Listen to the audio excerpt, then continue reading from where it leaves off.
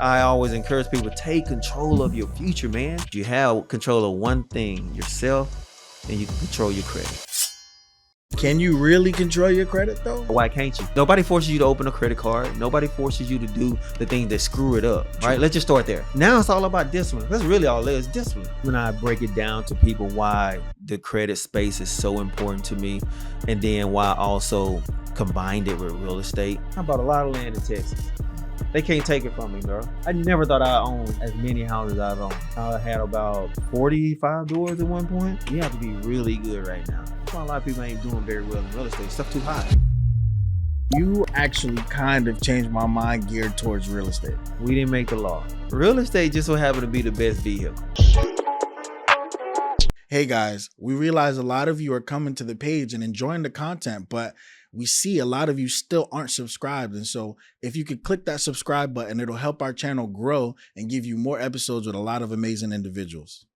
Welcome back to another episode of Attractive Mindset. And listen, today's guest came all the way from out of town and he ain't playing around. He on tour out here, man. He's a mogul. He does a lot of different things, setting people up, setting things up for success. You're going to want to get in the room with him. I'm going to let him tell you a little bit more about himself. We got Mr. Lee in the building. What's up? What's up? Thank y'all for having me, man.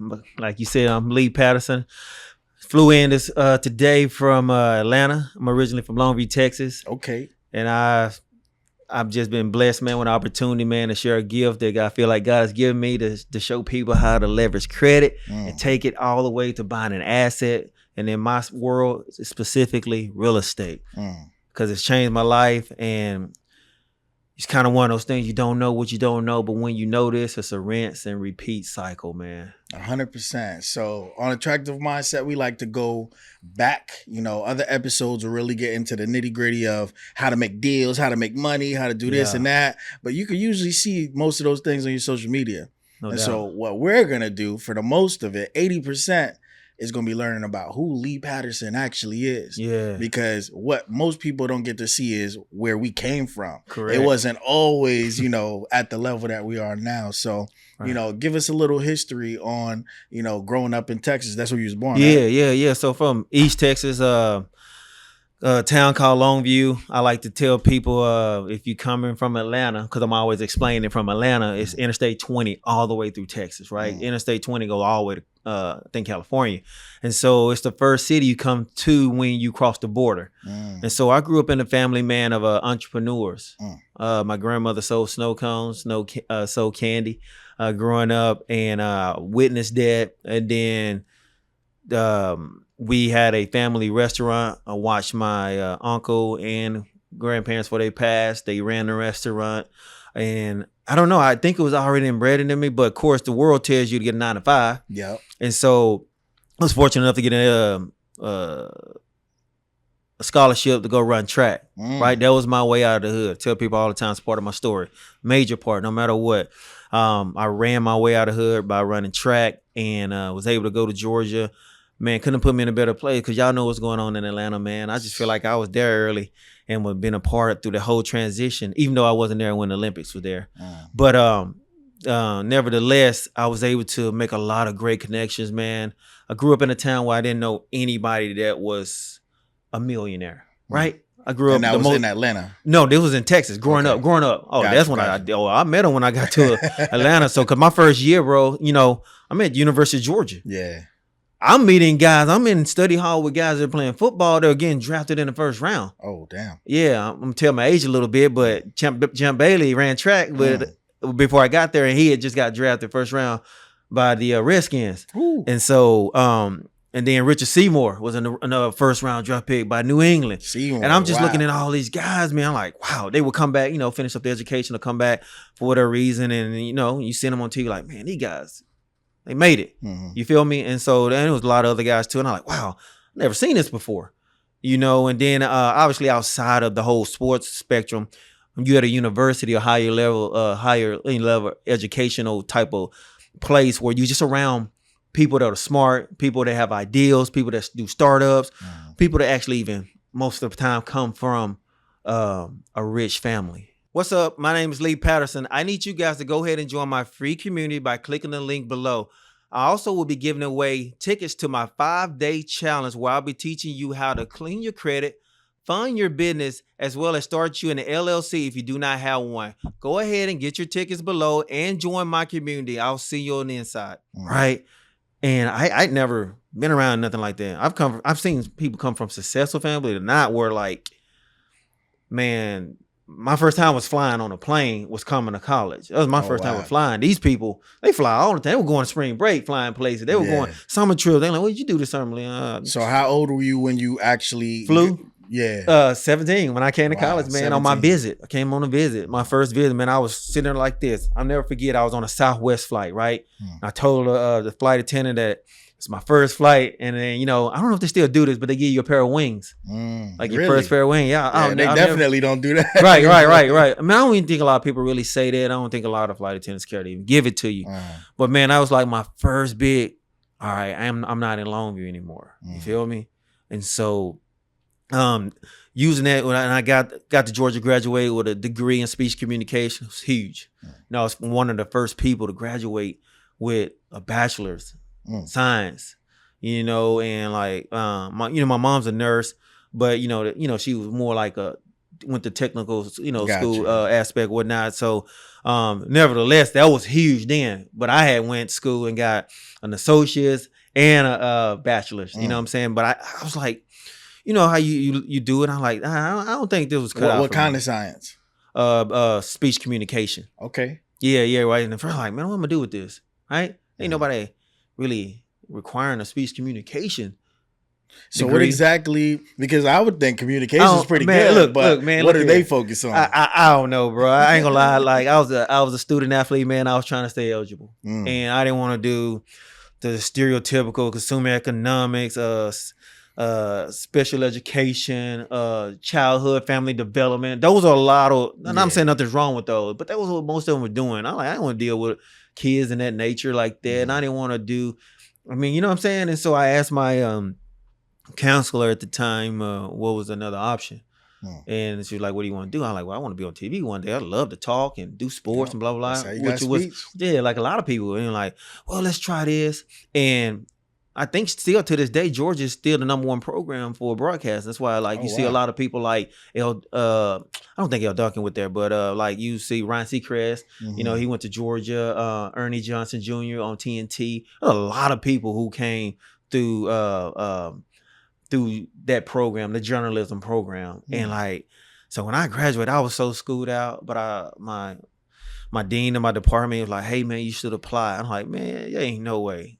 Because the requirements were a high score on the graduate test you take. I forget what it's even called. Like the SAT? No, that's coming from high school. This is like the man, I can't even think of it. But anywho, it was to get into grad school, and then you had to have a good score for that. Then they say it was not a such thing as a good or bad score. I'm like, it got to be something. Then you have to have recommendations, and then what was the third thing? You have to have recognition, maybe, you have to write a letter or something. And I'm like, man, the only thing I know I would have good was a letter of recommendation. Cause I met a lot of people. I knew people in high places. So I was just like, I took the test and man, I got tutoring and everything. I was like that, man. It was just like right on my head.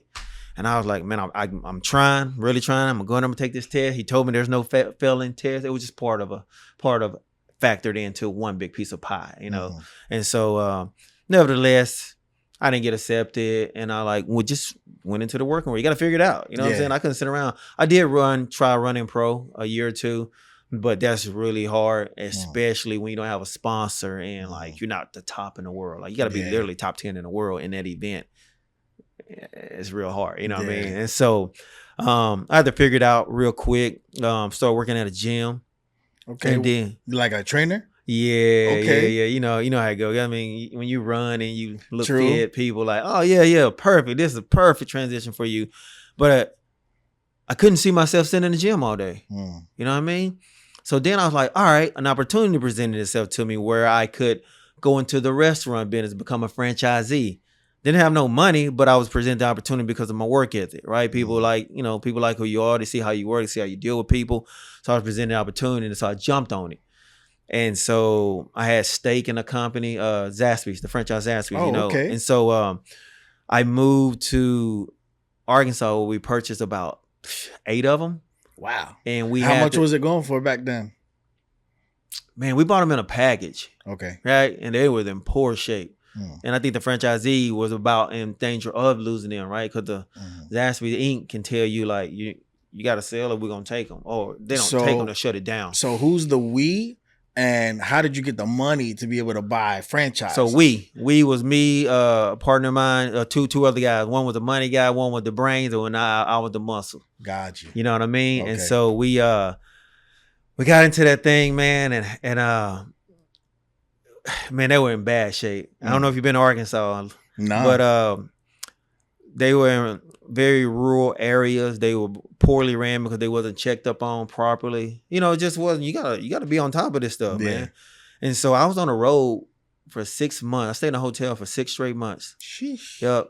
And I was just like, this can't be life. Sun up, sun down, driving all around. Why don't you just get like a temp crib? Huh? Why don't you just get like a temp crib? No, I was cool with the hotel. It was just being gone. Like Gotcha. I still had my crib back here in Georgia. Gotcha. You know what I mean? And so I just, after 6-7 months, I was missing football season. I was just missing a lot of stuff, man. I got out of my routine of running. Felt like I started to just lose who I was.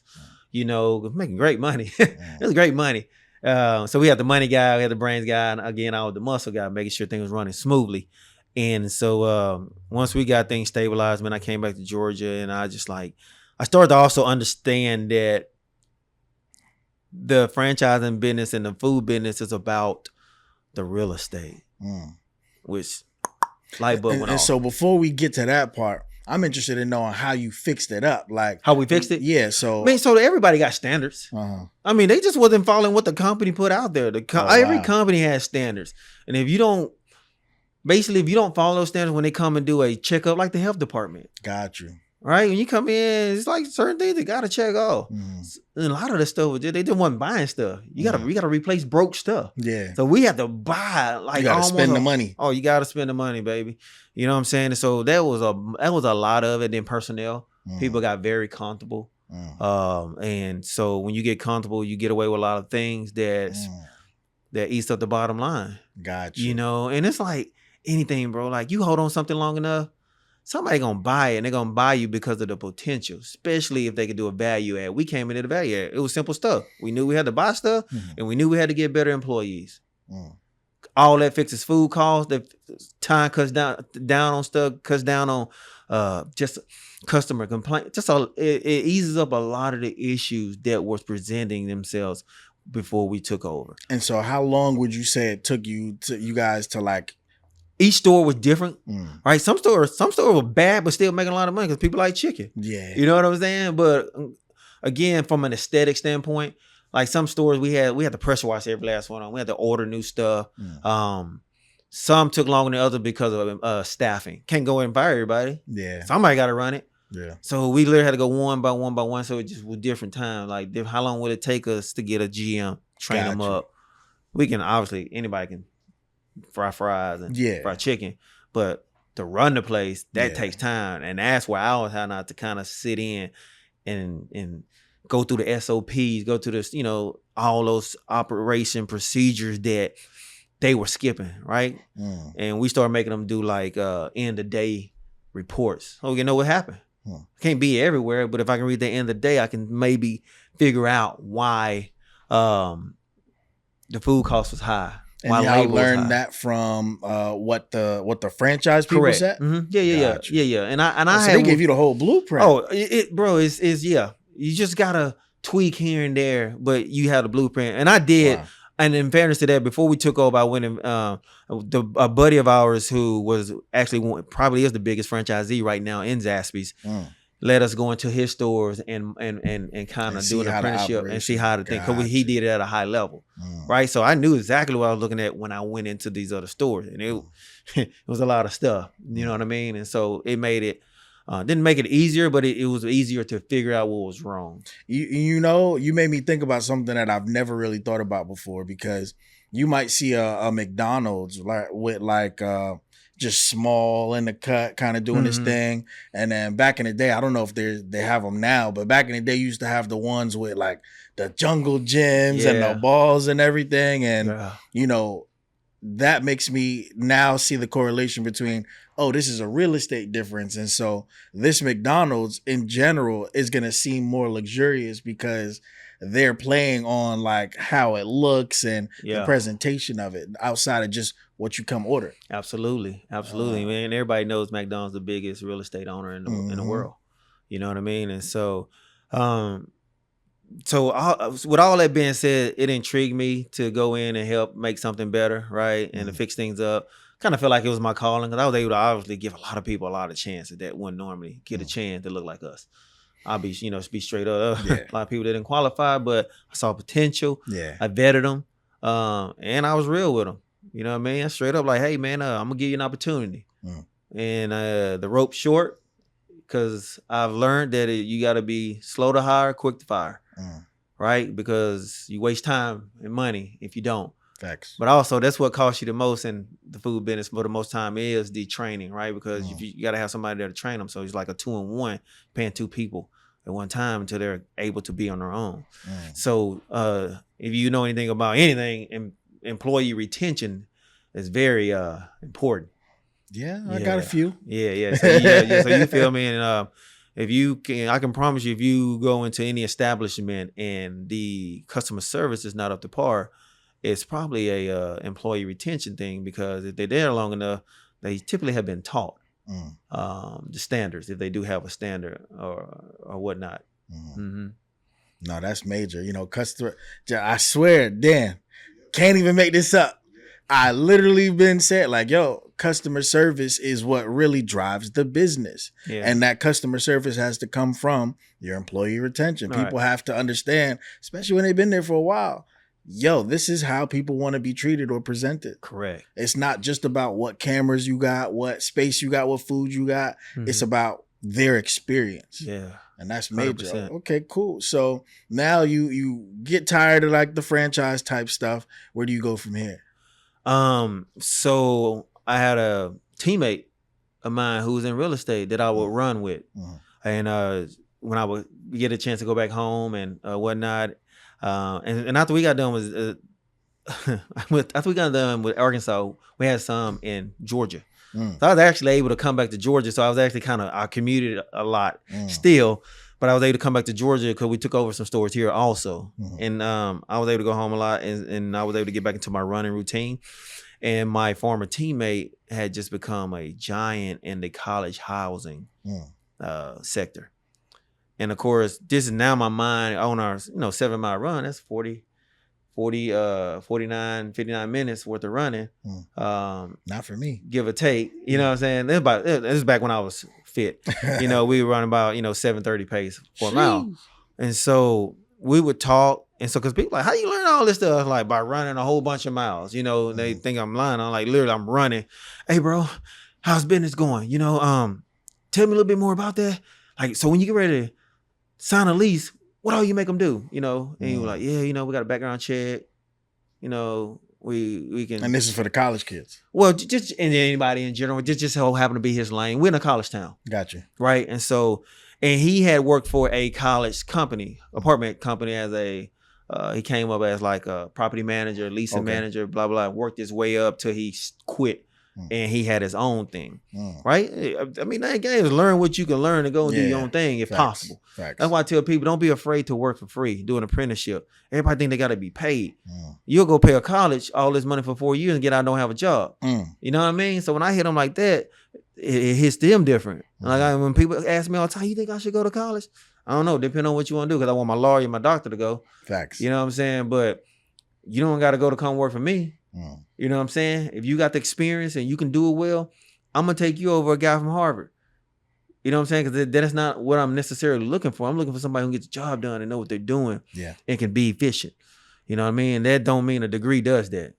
And so that's why I was just, super passionate about this field of what we were going into because I had more control of what I was doing. I didn't need a partner. Right? I didn't have to go through my partner and say, hey man, this is what we need to do, what you think about it, or I want to take the day off. or I want to XYZ. No, I do everything at my discretion. Yeah. And I started thinking about back when my family was working and worked for themselves. They didn't really have anybody to answer to. You know what I'm saying? I'm not saying that's good or bad, but it gives you that freedom. Yeah. You know what I mean? I'm sure you come in here and work when you want to. Yeah. You know what I'm saying? Sure So that was another thing too. It was like I saw that working a 9 to 5, I saw that somebody had way too much control over my free time. Remember, I just grew up where I kind of had a little time to myself. And then I went to college where I really had all my time to myself, other than when I had to be, I just had practice. Yeah. 2 hours a day, right? Rest of the day is on you, on me.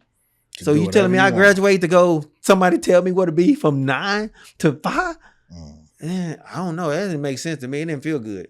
You know what I mean? Then I get 30 minutes or an hour for lunch to maybe go somewhere, and they go like that. And so also I found out Georgia is a right to work state.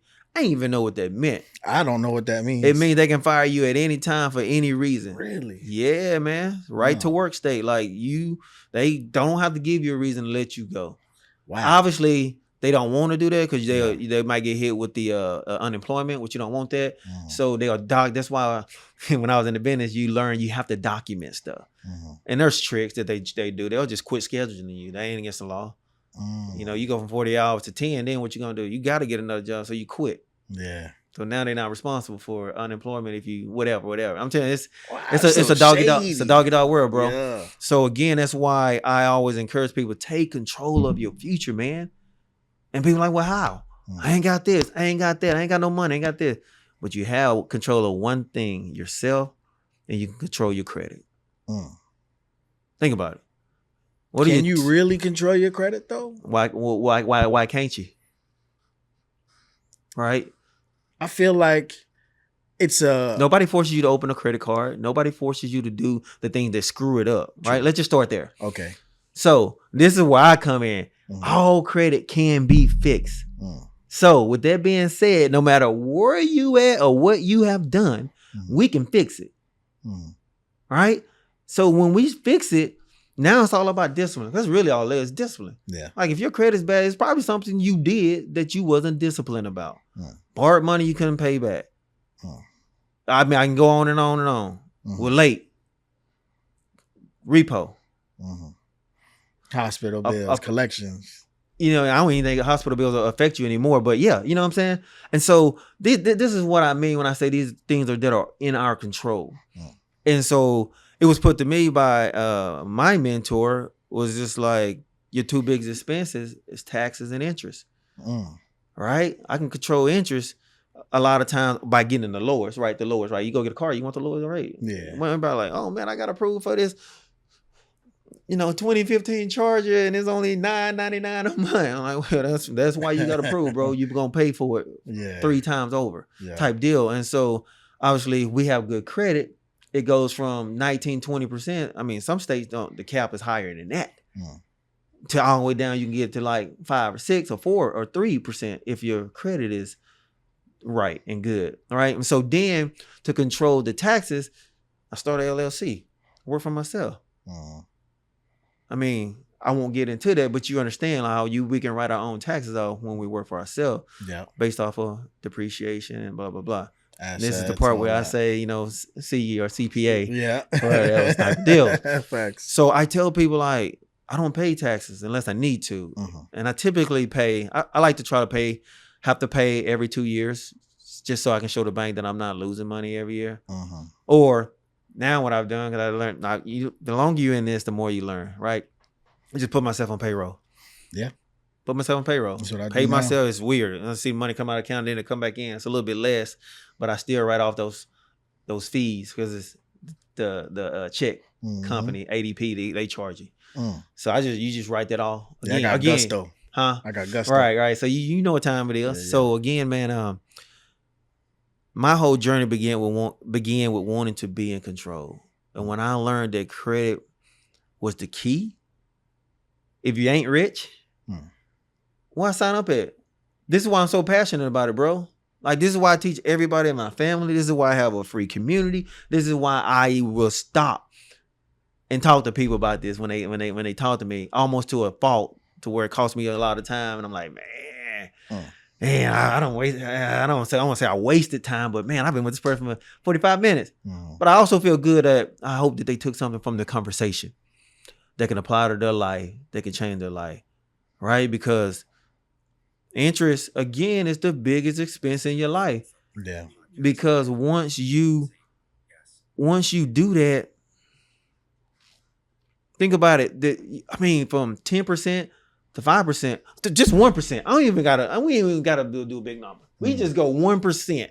You know the difference that a 1% makes, especially on a house. Mm-hmm.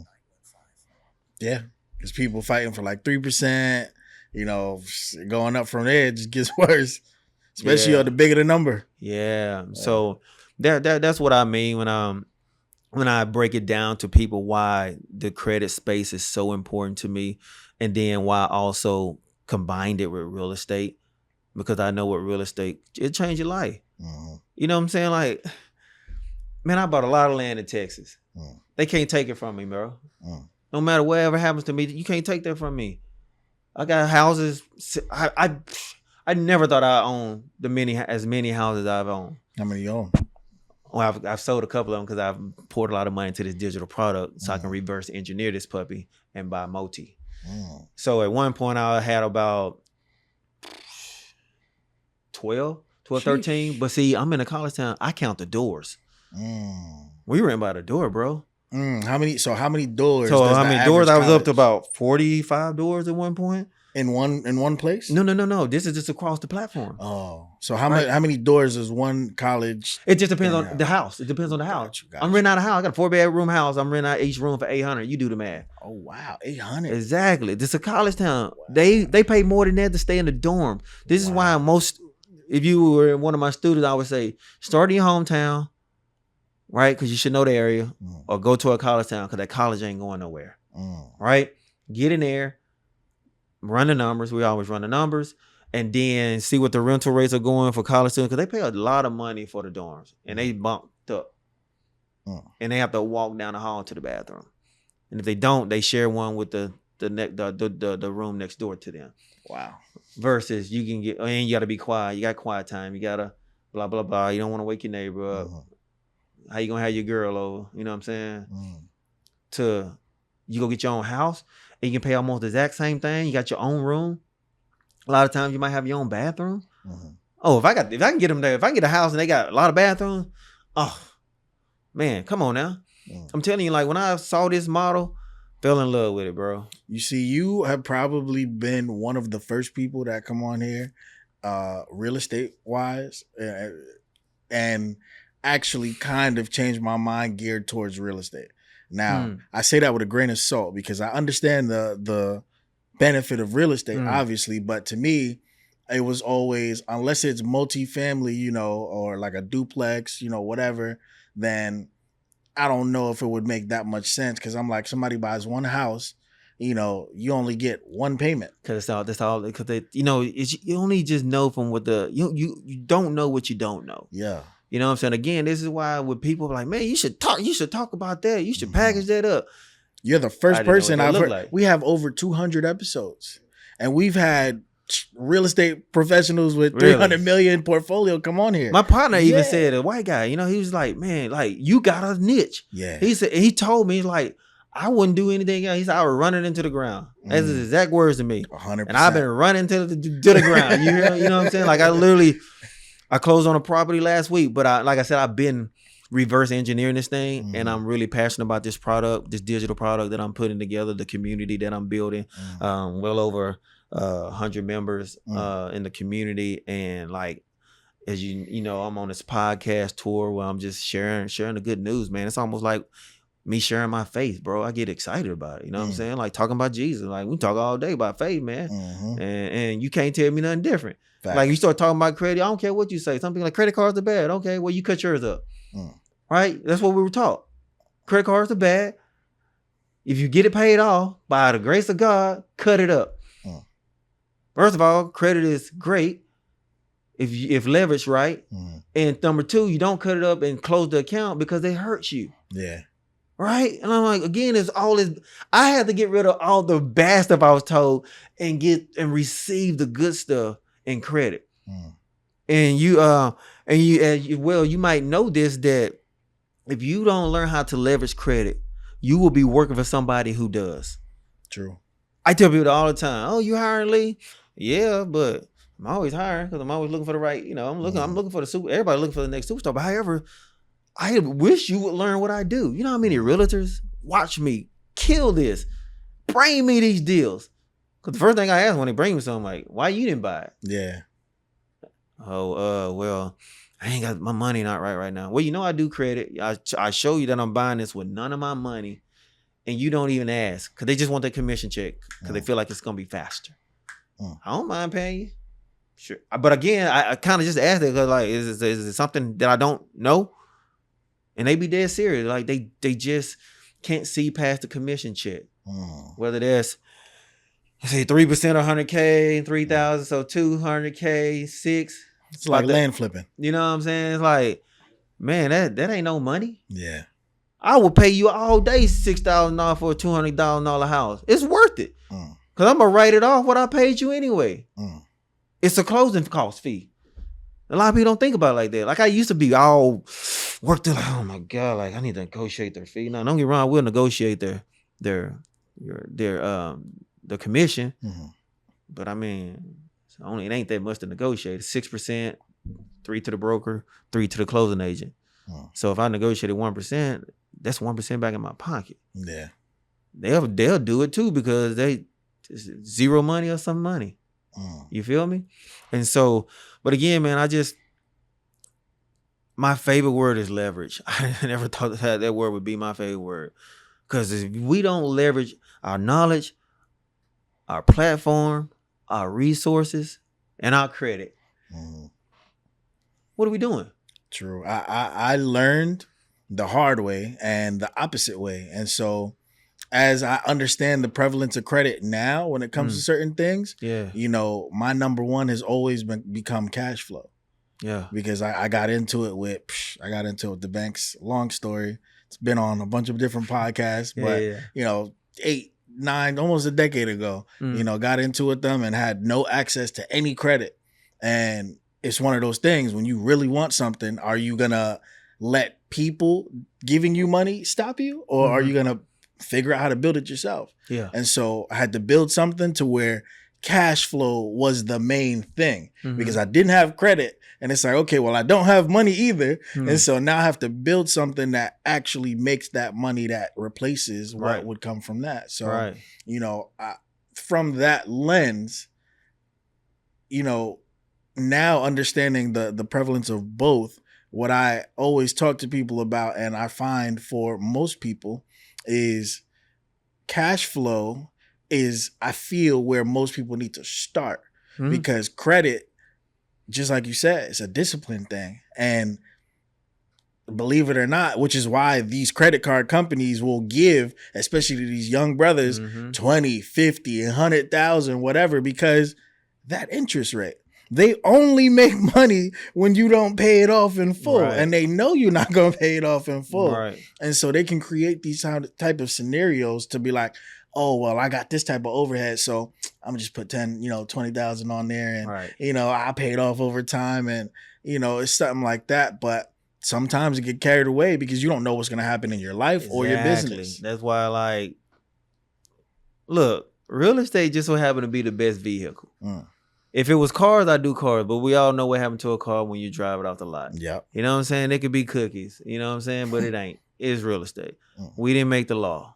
United States, those people made it. People get mad about Trump because of how he's able to bounce back in business real quick. I'm like, look, you think Trump made them law? He just became president. Facts. You know what I'm saying? Using these he laws. just paid the right people to give him these directions, aka lawyers.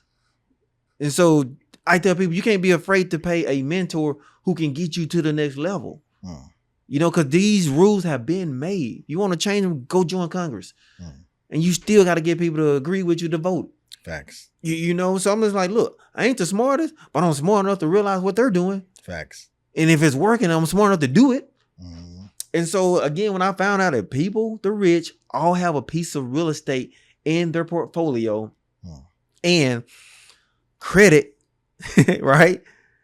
They're giving out no doc funding. Do you know what that means? Mm-hmm. No documentation.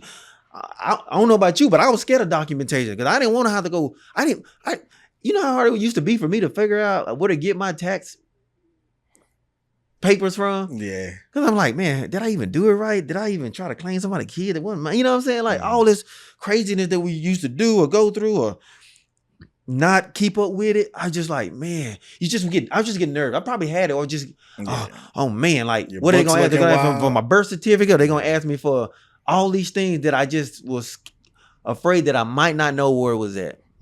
Then they go, no documentation? Tell me more. You know what I'm saying? Like, oh yeah, I can do that. Yeah, I can make sure I don't have no derogatory mark. Yes, I can make sure my credit score is 750 and high. Yes, I can make sure there's no increase on my credit report. Yes, I can make sure I have revolving credit lines. You know what I'm saying? Like all those things on the checklist, I can do those. What's next? Facts. So my partner who was teaching me this, like, all right, well, we're going to the bank. We got a banking sequence. We're going to hit up Chase. I'll never forget going out to Chase first. To the day, it's still like this. 0% money. I knew what that meant. That was free money. Because I ain't have to pay on it. I didn't have to pay interest on it. I was like, cool. Because I let me back up. I got into the whole credit thing a lot too. I got into credit period just because I wanted good credit. Like everybody I knew had terrible credit. So second of all, I ran out of money. I got really good at finding really good deals. And I'm sure you probably have a lot of wholesalers on these podcasts.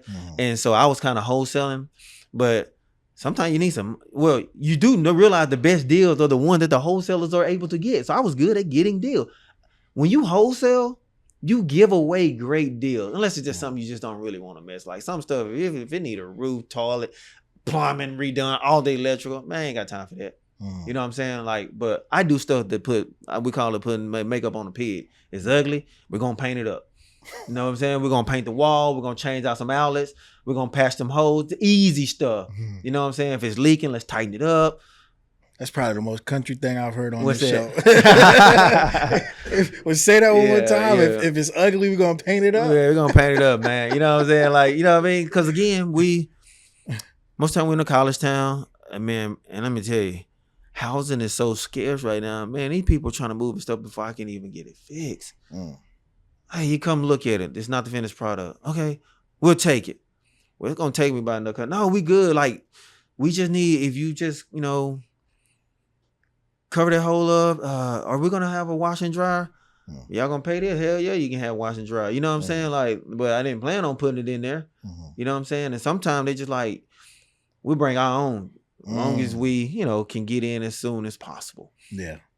It's just start. Just have a place. I mean, this how people, especially if they were coming from an apartment. Yeah. Like. So now we hear the positives of that, but I can also think because, I feel like there's 3 different chapters. You have your pessimists, you have your optimists, and then you have your realists at the end of the day that just understand is what it is what it is. And so these are still college kids. So what's the negative side of your niche that you've seen? So I'll tell you what, I got into it with those ideals. Do you know that 70% of my tenants were not college students? They were regular people. Really? People needed places to stay. That's what I'm saying. Remember? And they just stayed in college towns in a room. Because of proximity to jobs. Wow. A lot of my houses were downtown around the university. Where you think people work at in these towns? You feel me? You are so they were like, and I have people get mad at me. They were like, man, you're too high. Well, mine they ain't designed for you. Yeah. No disrespect. Yeah. And I actually tell them, I'm like, look, this is how my model set up. And they go, oh, that's smart. Right? They get it. Cause they man, who you think you is to charge them kind of prices? And then they get it anyway because they need it. Right. And so a lot of them just start getting into it, bro. But again, like it's I was clear on my target eyes. I knew what I was doing. I knew what I was looking for. I knew the demand. I follow the trends as far as the market rate of what things are renting for, and I just ran the numbers. You know, some people just complicate it. You know what I mean? You know, like God told me when you run these numbers, because people try to make things what they're not. I don't know how a lot of people make it where they ain't making it. That's why a lot of people ain't doing very well in real estate. Stuff too high.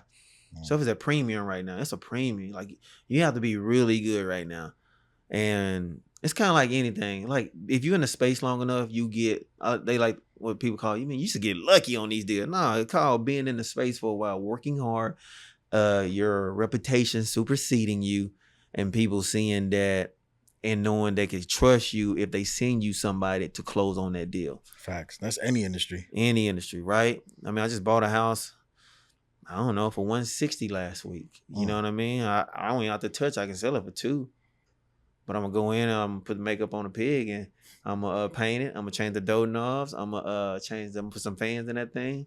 I'm going to spray, pressure wash the outside, slap it on the market. Just like that. And how long does that usually take you? A week? I got some Hispanics don't play. You know what I'm saying? Yeah, I mean, you say you've been in it for a while, so I bet you got that. So when you're in a while, man, because I already got pictures. I already know exactly what I'm looking at. I send it to them. They know what time it is. They know the faster we get done, the faster they get paid. You know what I'm saying? It ain't like dealing with us. You know what I'm saying? Facts. Like, unfortunately. And so we get in, we get busy, bro. And so again, I'm taking a step back from a lot of that, and I put systems in place with that. I got a property manager who handles things. Like so for instance, like a lot of this stuff, you asked about problems. I take on problems when I really get great deals. I take on a lot of problems. AK mean I got to get rid of the tenant. And a lot of them don't leave kindly. They don't even take money. Like we like to do cash for keys. Hey man, I get $1,000. Just leave. Well, now it's hard because the people don't have nowhere to go. I get it. But at the same time, I tell the people, because it's hard too, because they're tired landlords. Yeah. They weren't getting paid in the first place. So when I come in, I'm like, look, man, gotta go. I don't even say it no more. I let my property man get cussed out. I'm like, man, you gotta get them out. You gotta go. We have to typically give them a 60-day. I done got really good at it now. So when I do buy from these people, man, they be having these people on no leases, which is crazy to me. That's number one. And so I go, you don't have to do the eviction because I know you're scared because you ain't got them evicted by now. But I need you to give them a 60-day notice. And so what I'll do is I'll stretch it, give me time to just get my finances together because I'm not spending, remember, I'm not using my money. I'm using the bank money and a credit card. So it just gives me time to get that money together. They can go do appraisal on it, get everything together. So that's 30 days. And then I'll write my own contracts, one page. They love that. You want to know how to close a deal with a buyer? One page, not all them 18 pages they got to read through and wonder if there's anything one page tricky. And it covers everything? Because I usually say as is. Because I already know I got a deal. Remember I just told you I paid $160. I didn't even see it. Why? Because I looked up the area and I saw it was all brick. Just quick thing that you see, and I asked them questions. I'm like, oh, deal. Let's roll. Because even if I didn't like it, I'll just cancel the contract because you got a due diligence period. So I always put a due diligence. You dumb if you don't do that. Yeah. Even if it is a good idea, because you just never know. You never know. You never know what you'll see when you really, really get in there. And so I'll put 3 days due diligence, which is like nothing. Because most people want 14 days. Wholesalers want 14 days because it gives them 14 days to try to move it. I go, give me 3 because I know I got a deal. And even if I don't, I know right away as soon as I walk in because I know exactly what I'm looking for. I'm looking for the 3 big things. Gotcha. You know what I'm saying? And so that's what I mean when I take over issue. I got an eviction on Tuesday. This lady, she wants to leave, but she can't find a place. However, I now have the loan on that place and it's costing me because she's not paying me. So what is, because I know there's a term called like squatters. And so if you evict somebody and they don't want to leave, is that still squatting? Yeah, and that's why you always start the process ASAP. You don't play. You cannot play. Even if they own a lease and they say they're gonna pay you money, you have to file eviction because what if? Anytime you delay, and I used to do that because I didn't want to lose no money. I was taking them little funky $100 here and there because I needed it. You know what I'm saying? I was just getting started and I was just. And then got to the point where somebody didn't pay me, and I went to court. And guess what happened? If you take $1, it resets the eviction process because you accepted payment. Yeah, tell you learn real quick. So I don't play because I'll go. It's $75. Then anybody else, it's another $25. I think it might have went up. Probably went up by now. But so it's $100. You have to file eviction on that person, there's name on the lease, and all others. You have to do another one. So you have to pay it like that and an extra. And so that's why you get to the point where you can pay somebody else to do this and get rid of them. And so, but again, these people instantly gave me $40,000 in equity. You don't think I don't mind doing that? You know what I mean? Like, I don't feel that right. I ain't scared. Yeah. I'm telling you, people be terrified to do eviction. One, they know it's a tenant state, so the judge is gonna favor them. That's why you just gotta have your paperwork tight. And that's Georgia. It's a lot of places. New York, California. Why you think nobody want to buy in California? People still Cali expensive. It's people still in California since COVID, living for free. Really? Yeah. What? So how is that even possible? How many wholesalers and real estate people you get coming here from California?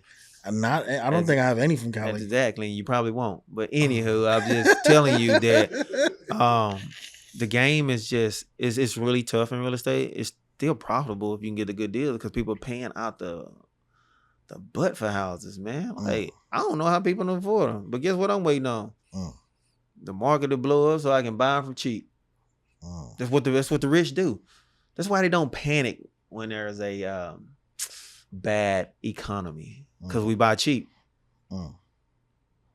They call it a fire sale. When the economy drop, stocks go down, and people start unloading because they freaking out. Guess who scoop them up? Yeah, man. So that's like I don't panic in this business. Don't get me wrong. Like, I got a house I've been having for about 6 months. I've been trying to sell. There's been a lot of bad luck and just some weird issues going on with it. But I don't panic because I just know I still it's paid for. But I need it because I want to put it into the marketing, my digital product, to reach more eyes. You know the whole thing. They can't see you, they can't buy from you. And so I'm a big believer in marketing, people being able to hear your message. It don't matter what I know. Don't nobody hear it, does it matter? You know what I'm saying? That's why I'm over here with y'all, because I heard about how wonderful y'all audience is and how tuned in they are and tapped into the message that y'all present and the guests that y'all bring on, So that's why I was excited about coming to speak with you today about my story and the credit to real estate space. Nah, this is why I'm always amazed when I meet another human being, and I like going back into their story because you learn something new about an already spoke about topic, and because again, we've had Marcus on here, him 500. We've had Claudia and Hibbert. We've had a countless amount of people, 6, 7, 8-figure earners on here. Ex NFL players, all the works. And every time somebody tells their story about something that relates to like a major industry, credit, real estate, owning a just brick and mortar business or e-commerce or anything, it literally is almost always different. Because I'm telling you, till today, I've always been like, yeah, I can see how real estate is good. But you just took real estate to an entire new planet for me. Well, and what part was it that kind of took it to another planet for you? No one ever described it into a sense of, niching down. Nobody even said that type of niche. I've never heard college town real estate purchases until now. So most colleges are in small towns. When you agree, think about it. Alabama, Georgia, Ohio State might be in a bigger town. Tallahassee, they're decent sized towns. But you can kind of just go through from game. Just think about them. They obviously getting bigger and bigger because college sports is just blowing up. Yeah. So I say that to say that a lot of these college towns, you can get country town prices, but rent them out for city prices. So I've been renting out for Atlanta prices, right? Everybody know what the city is, like crazy prices. That's the kind of prices I've been renting out to college students for. You know what I mean? Like, I'm like, all right. For instance, 2018, let's go 10 years ago, 2015, what was average rent for a house? $800. We're getting at a door. You know what I'm saying? For a 2-bedroom house, 3-bedroom house. You know what I'm saying? So that's what I'm saying. Like, I mean, I didn't come up with this. My buddy told me when he told me just how I'm like you. Man, how many houses you got? Yeah. Kind of looked at me like, I mean, he like, we count by the door. Then he go, oh, okay, cool.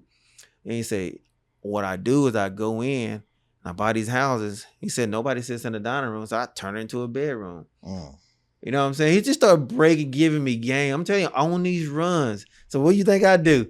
Man, I got one right now to turn into a bedroom, man. And man, look, it's all about the rooms. It's all about the doors. Because college students will stay in anything. When I say anything, I mean like size-wise, I mean, it needs to start out clean. Probably gonna be dirty when they leave. But and then that's the thing too. I have no fear. What the worst they can do? They burn it up, I got the insurance. They put a hole in the wall, I got the deposit. Because people like, man, don't you be worried about it? I'm like, so you still take first last security?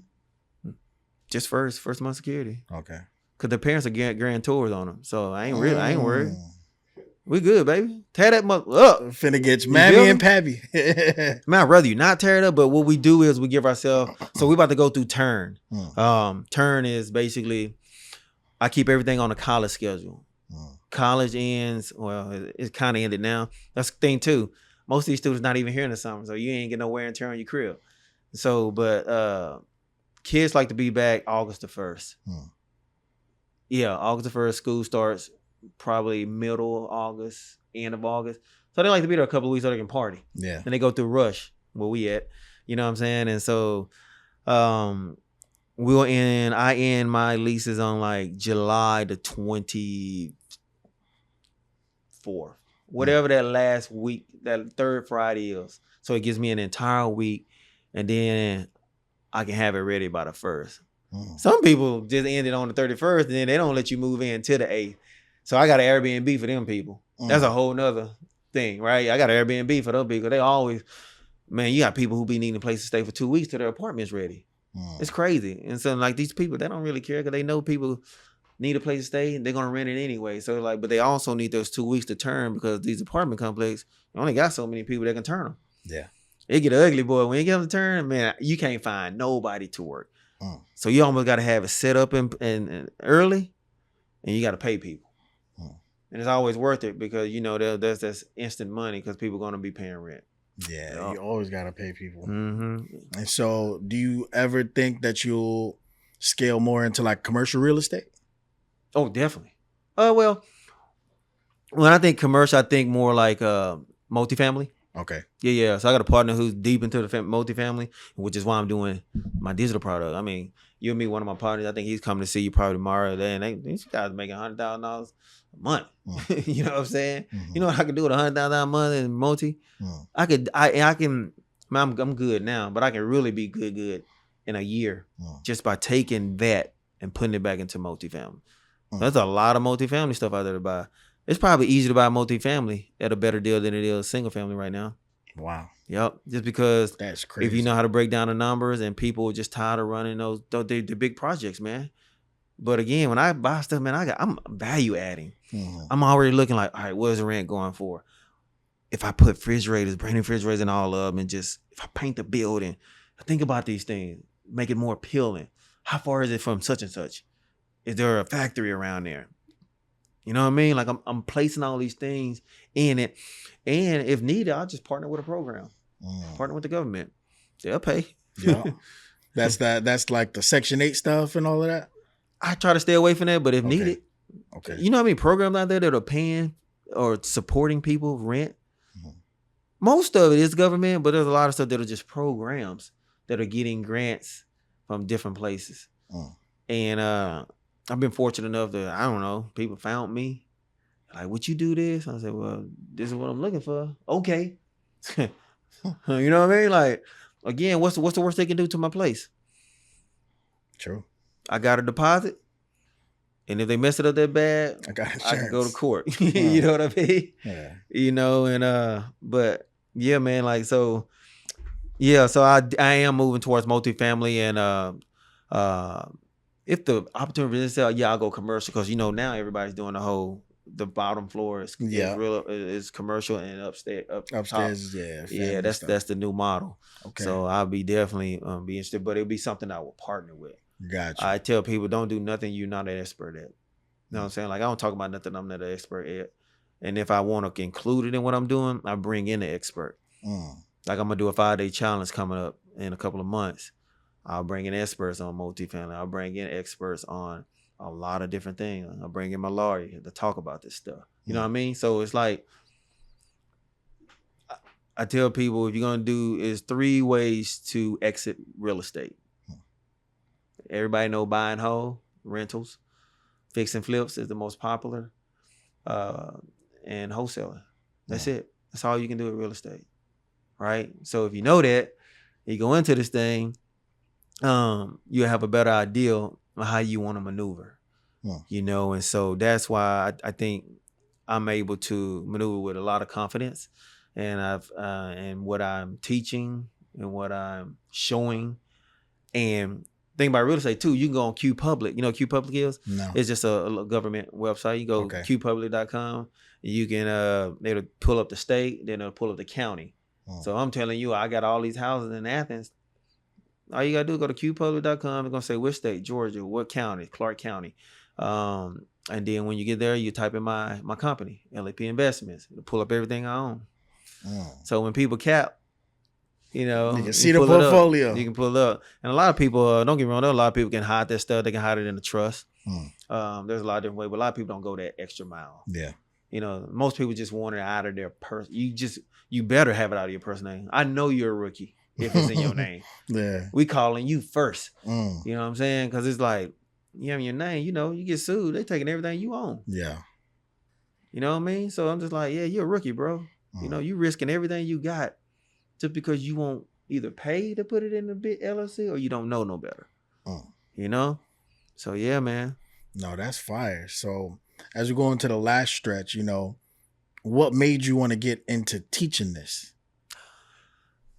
That's an excellent question. People like my boy, I saw doing it big. Just the same reason I got into real estate. I'm like, oh, man, you look like you living a really good life. I'm looking at you every day. I say, you done got a new car. Y'all done moved downtown. You know, I'm like if you told anybody, tell me more. Man, y'all got into real estate. Same thing. See my boy, Smitty, doing his thing. Right? Man, what you doing? Man, look here, man. And he's showing me the numbers. I was like, golly. You're like, man, you need to do it. I'm like, don't nobody want to hear me? You young and fly and dress flashy. I don't know. That ain't even me. Like, look, bro. It's a method. It's laid out. Basically, knowledge that we don't know that can make us a lot of money. And I figured it out, aka by, you know, going to masterminds, paying for a mentor, and learning these high-level skills to implement in his business. And so he showed me, and we partnered up, man, and been crushing it. So that's what made me transfer to, and I coach. I actually coach in my town. Like I'd be so bored. I coach the local high school. I coach in the community. Yeah, man. You know, it's a community that I don't want to say I take from, but it's where all my business is. I probably stay closer than the kids, other than the one who stay in the projects. Wow. I tell them all the time, like, I can walk there. You know what I mean? And so it's my way of giving back. They pay me, I turn around and get a check back. You know what I mean? Because I sponsor like I don't know. It's kind of weird because like before I did this, I'm probably going to put my Instagram on there this time. But I put my company on there. And so you don't really, I mean, if you looked up LAP, like there's no special website or nothing like that. My stuff stay rented. Yeah. So I don't have like no website with my houses listed for rent and stuff like that. It's just my brand. And so it's just up there. But my kids know my brand because they see me come dressed in it a lot of times to practice. But it was just cool just to give back to the community that has served me for a really long time. You know, so that's what put me into this space because I already was a coach. I already felt like I was a teacher, even in the restaurant business. Got You know. you. Mm-hmm. Okay. And then the last question, which I feel is like a good piece to this puzzle too. How'd you meet your wife? We went to school together. She was a track. She did track too.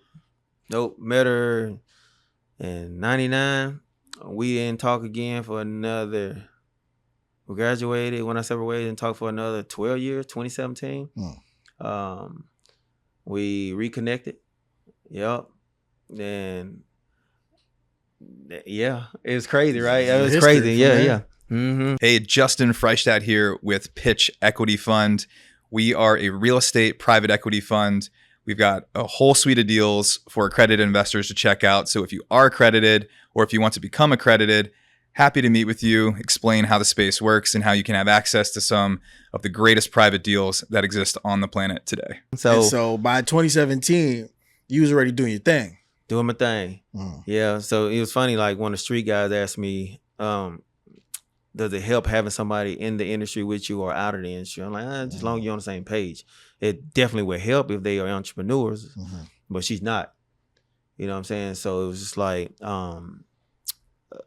you got to just realize how business works. Will they let you do your thing? Will they support you in what you do? And that's anybody, right? Anybody in your life. Like, you know, how you do with your mom. My mom happy with it because they pay her house off. You know what I'm saying? She gets nice things.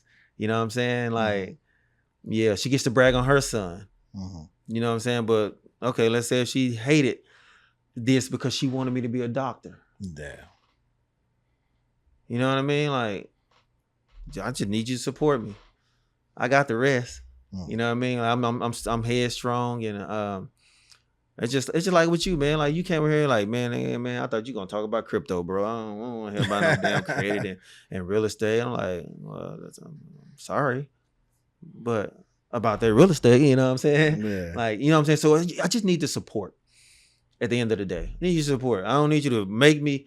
I mean, you might not make me better at it because that's not your expertise, but I damn sure don't need you to make me worse. And so that's why, like, I gravitate to positive people. I mean, if you had a bunch of hoopla on here, I'm like, man, I can't go on that show, man. Facts. You know, man, he known for all that craziness, and that's the audience that he's attracting. Like, they might be associated with me, that I'm with the hoopla and I'm with the craziness, and I'm just here to serve, brother. I really am. Like, I gave away the game for so long for free, and I still do. So I got you just did. Yeah, that's why I got the free community. Like, God always blesses me, bro. I'm good, man. I mean, I just took a private jet here today. I saw. You know, yeah, you know what I mean? Like, it was a time of life with friends that are richer than me. I gotta tell people, if you the smartest, richest in your circle, you probably ain't gonna get no smarter. You probably ain't gonna get no richer, you know, because it's gonna be hard to grow. You know what I mean? And so I'm blessed. I'm fortunate to just be healthy enough to and I'm probably the oldest. I'm probably the oldest on the jet today, bro. You know, I'll be 47 this year. You know, and so, but I feel good. I probably you don't look it. Yeah, I would think you're like late 30s. I probably cannot run every last one of them on there. Yeah, you know, but I'm just I want to lead the world in a better place than what I found it. I want to be able to lead like y'all got. I mean, I just met y'all. I hope y'all sincerely can say, man, like he really gave us something to think about. Absolutely. Whether that's through your faith, whether that's through your relationship, whether that's through credit. You know what I'm saying? Other than that, I feel like I wasted my time. You know what I'm saying? Like, because I'm not here to sell. Yeah. You know, I'm not here to sell anything. I'm not even here to sell myself. But I am. But you know what I mean? Because we're doing a podcast. Yeah. But I just kind of go away from that. I don't even be thinking about that no more. I seriously just be thinking like, what can I do to better the world through either my resources, with my mind, or with my hands? You know, and I'd rather work with my mind than my hand. Yeah. You know what I'm saying? Yeah, the older you get, I pay not to do stuff. This is true. People ask me to help move, man. Here's my truck key. You know what I'm saying? The gas tank full. You know what I'm saying? To bring it back and back it up right here. You know, so yeah, so man, that's where we at. No, that's fire, man. Lee, this was an amazing interview, eye-opening. You know, I got to learn a lot about you and our audience. Why the podcast is called Attractive Mindset, because what you put out is what you get back. Yeah. And I feel the same exact way that you do, is like wanting to leave the place better than you met it, and really putting that energy out there to teach what people don't know. Because I have a unique category as well, and there's a lot of people all the time that I meet. They're like, "We can do what? You did what? And you have what? Yeah. You don't post on social media for 2 years, and your company's still doing what? Yeah. Huh? How do you do?" So really getting those reactions, and we have a lot of people that start in business or stuck in business, or just don't know where they should pivot in business. And so this channel is to just give them insight to like, hey, people that you might see on social media aren't as far away as you think they are. They went through a process and they went through experiences. And so we help by helping you share your experiences and teaching them like it's a journey. That's love. Yeah. And so if people wanted to learn more about you, join your community, get their credit right, do anything, where could they find you at? They can find me on my Instagram at Lee Patterson, across all social media. And they can join my community. It's on there somewhere. Probably it's in the bio. Should be in the bio. But I post every day. I hold a webinar every Sunday, just giving game every Sunday, just so I can get good at speaking with people, and just staying in touch. You know what I mean? Like not just hiding behind a computer, typing all day. Like I like to engage with people. 'Cause I feel like that's my gift. I feel like it's my ministry. You know what I'm saying? And so I really enjoy just sitting there and talking with people. I mean, I have people sit there, bro, don't say nothing. They'll sit there and listen to me for an hour. And I will call their name out and they won't say nothing. But you know what I'm saying? So I'm guessing like, so again, just pray something I said helped them, and I just keep it moving. Absolutely. Yeah. Man. Y'all already know this was an amazing episode of Attractive Mindset, and make sure you like and share this with somebody, because why keep all this information to yourself? And so I'm your host, Real Money Bag Rich, and at the end of the day, we always say we look good, we live good, life is good. Talk to us, we talk back, and we are out.